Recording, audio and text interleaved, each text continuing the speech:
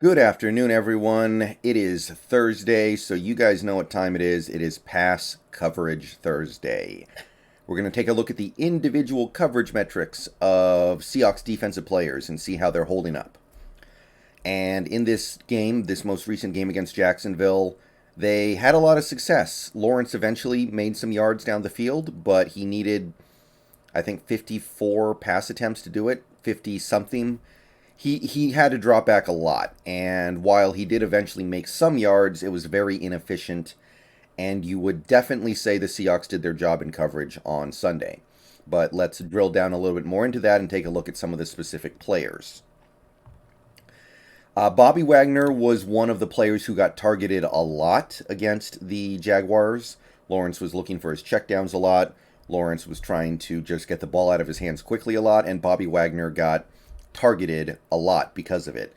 He got targeted like 11 times, gave up 8 completions, but only allowed, I think, like 61 yards. So 11 targets and 61 yards, I'll happily live with that. That's something that you are pretty happy to take from a middle linebacker.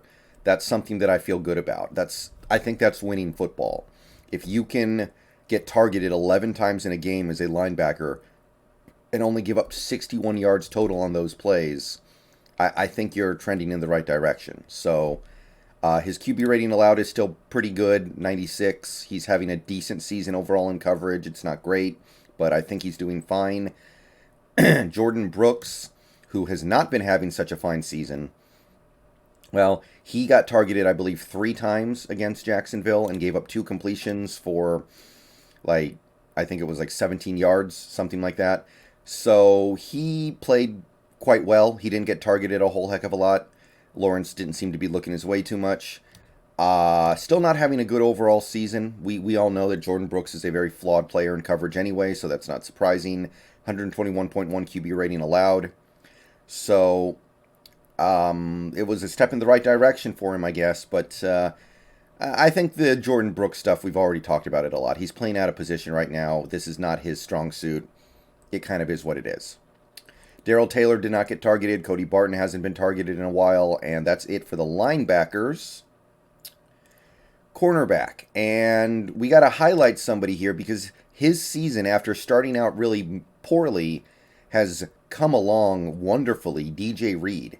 He has now been targeted 50 times so far this season. He got targeted a ton against Jacksonville, and he held up. He wasn't giving up nothing. In fact, I think he got targeted about 10 times and only gave up a few completions.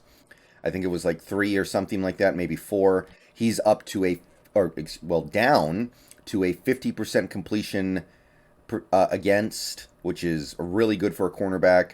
Allowed less than 300 yards on 50 targets as a cornerback, which I really, really think is good.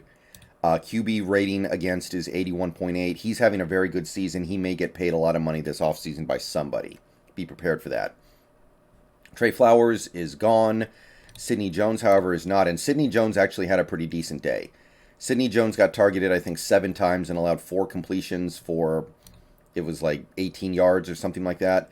So Sidney Jones is playing better. He is. I can honestly say Sidney Jones is playing better.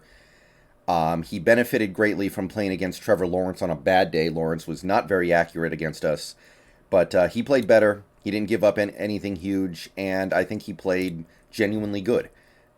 So if he wants to continue to get better as the season goes on, that's going to help. Trey Brown also had a good game in coverage. I believe he was targeted, let's see if I have it here, 4 times, and he allowed 2 completions. So I will take that. And he still only allowed 44 receiving yards on this year, including 7 against the Jaguars. So he's in very good shape so far. 44 yards on 13 targets from a cornerback is really, really good.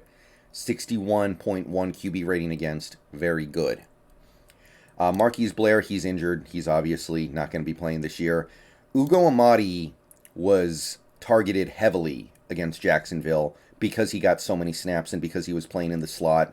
They went his way a lot, and I think he held up okay. He gave up 9 completions which sounds like a lot, but it was only for 58 yards. And when you get targeted, I think it was like double digit times. I think he got targeted like 11 times. That's certainly something that I'm willing to live with. QB rating again so far this year is 96.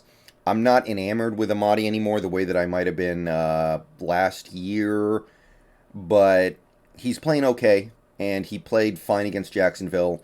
It was a trial by fire because Lawrence went his way so many times, and he held up okay. Okay, safeties. Jamal Adams did give up another touchdown, so his QB rating took a hit just from that.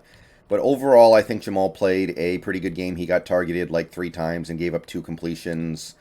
No big plays, really. He did give up the touchdown, but he's still not getting beat deep. He's playing genuinely solid football right now for the Seahawks. I'm still waiting for the big plays that I feel like $70 million should eventually get you.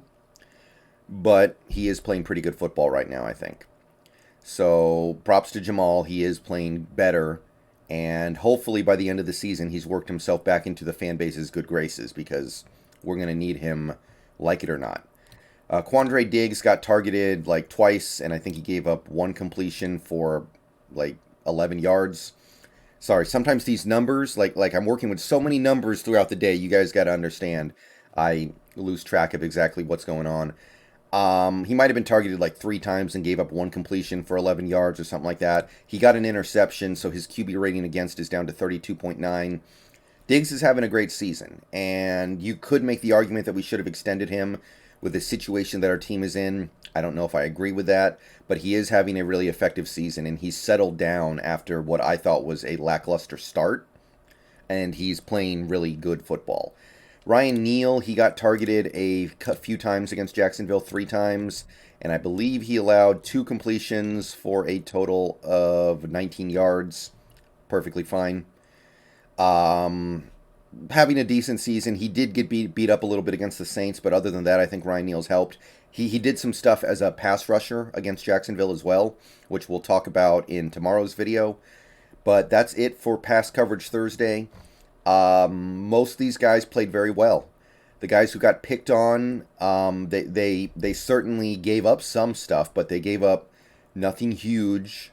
And on the whole, they forced this Jacksonville offense to be very inefficient. So, honestly, without any sense of irony or sarcasm, these guys are playing at a level right now where it is believable that they could be a boon to this team rather than a detriment when they start playing better teams. We're going to find out a lot about them if they have to play against Aaron Rodgers and Kyler Murray in back-to-back weeks.